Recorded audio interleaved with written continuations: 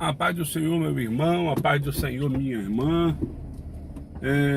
Hoje vamos falar um pouco sobre Colossenses capítulo 2, versículo 9.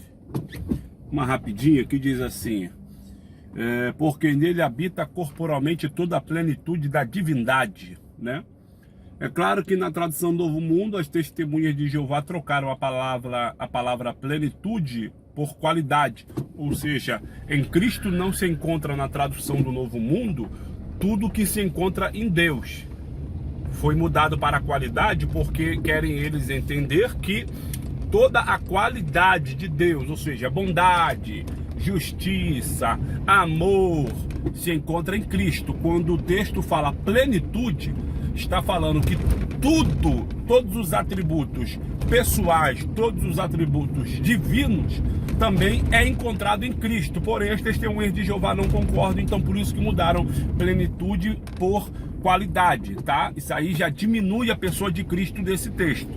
Pois bem, quando eu estava vasculhando ali no YouTube, ali, vendo alguns vídeos, aí eu entrei num certo debate, e eu vi ali um debatedor utilizando o texto Colossenses 2,9, e ele estava falando que em Cristo se encontra tudo que se encontra em Deus. Se não me falha a memória, o nome do debatedor, acho que era Adriano, um negócio assim, ele era testemunho de Jeová, e ele falou que o texto ali ele prejudica a crença da Trindade. Aí você vai falar, por quê? Porque se você crê que Deus é uma formação de três pessoas e toda a plenitude se encontra em Cristo, então não sobra nada para o Pai e também não sobra nada para o Filho, porque toda está em Jesus. Esse foi o argumento dele. Você está entendendo? Esse foi o argumento desse testemunho de Jeová. Então Jesus, ele, por comportar toda a plenitude da divindade, ele se tornaria a primeira pessoa da Trindade e deixaria de ser a segunda nesse raciocínio dele. Eu não sei como ele chegou nessa lógica aí, mas ele falou isso, simplesmente por causa que a palavra toda está sendo aplicada a Jesus neste versículo.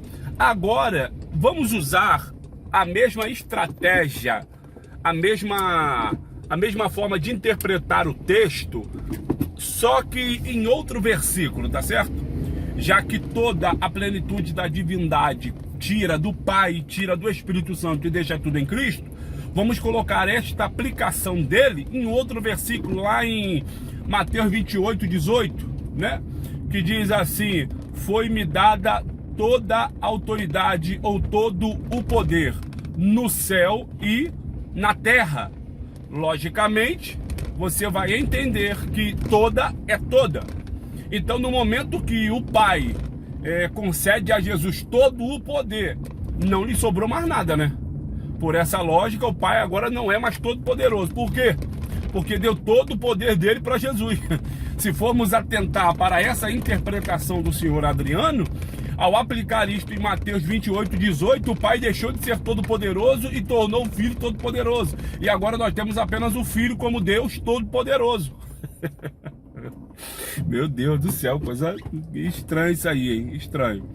Porém, não é isso que o texto está dizendo. Quando a Bíblia fala toda a plenitude da divindade se encontra em Cristo, está dizendo que todos os atributos divinos que o Pai tem, o Filho também tem.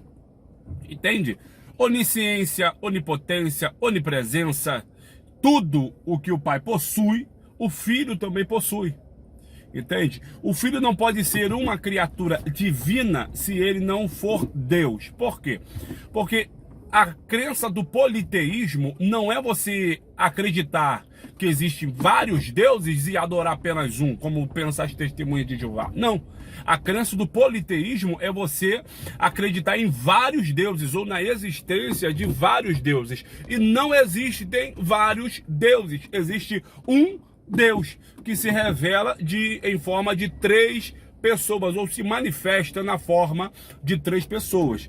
Toda vez que você vai conversar com uma testemunha de Jeová, ela vai tentar colocar a sua crença no unicismo, ou seja, vão tentar falar que na sua crença o Pai e o Filho são a mesma pessoa. Não são. O Filho e o Espírito Santo são a mesma pessoa. Não são.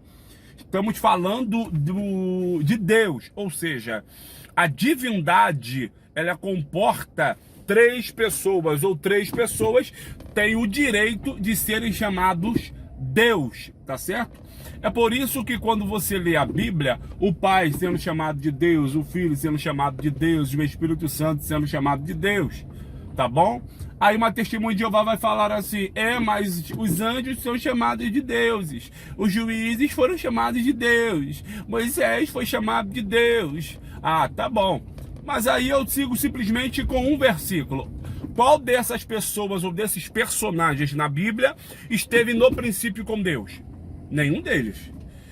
João 1,3 vai dizer que todas as coisas foram feitas pelo Verbo. Se todas as coisas foram feitas, até mesmo essas pessoas que são chamadas de Deus, né, não são deuses, porque foram feitas pelo Verbo.